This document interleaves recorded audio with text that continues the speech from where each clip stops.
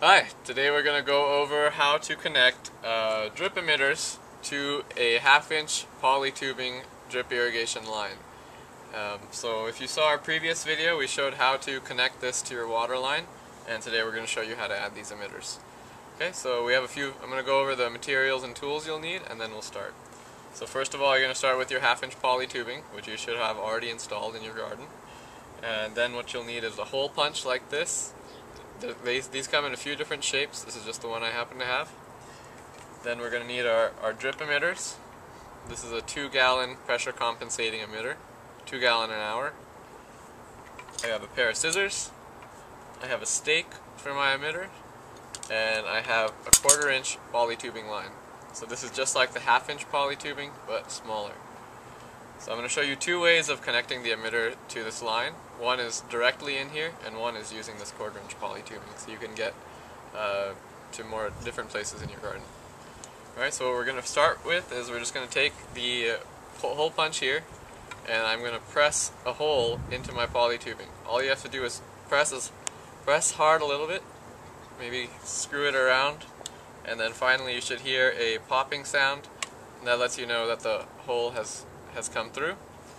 And if you want to connect directly into there, you just take your emitter and find the barbed end, which is usually slanted like this, if you can see that, and just press it in. You'll hear a popping sound again, and if you pull on that, it should feel nice and snug, like it's not going to get out. So that's the basic setup there.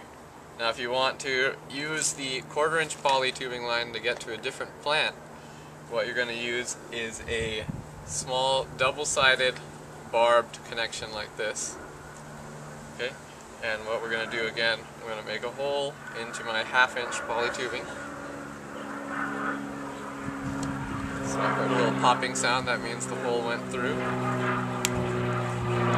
Okay, and now I'm going to take this this small barbed connector. It has the same connection on both sides, so it doesn't matter which side I use.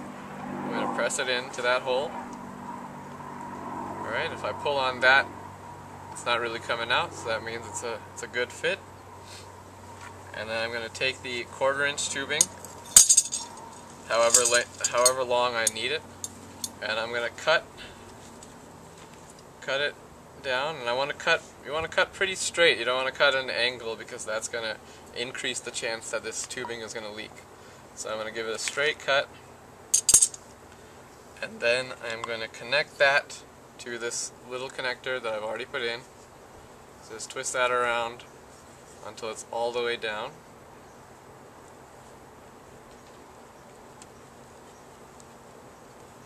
Okay, and then on the end of this tubing, I'm going to put the emitter in, again with that same slanted side going into the 1/4-inch poly tubing.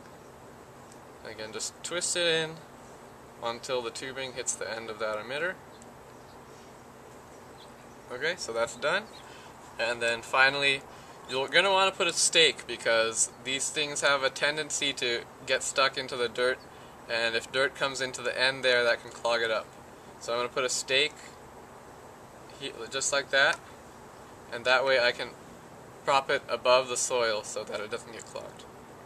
Alright, and that's pretty much it. That's how to connect almost any drip emitter you'll find in the stores. And thank you for watching.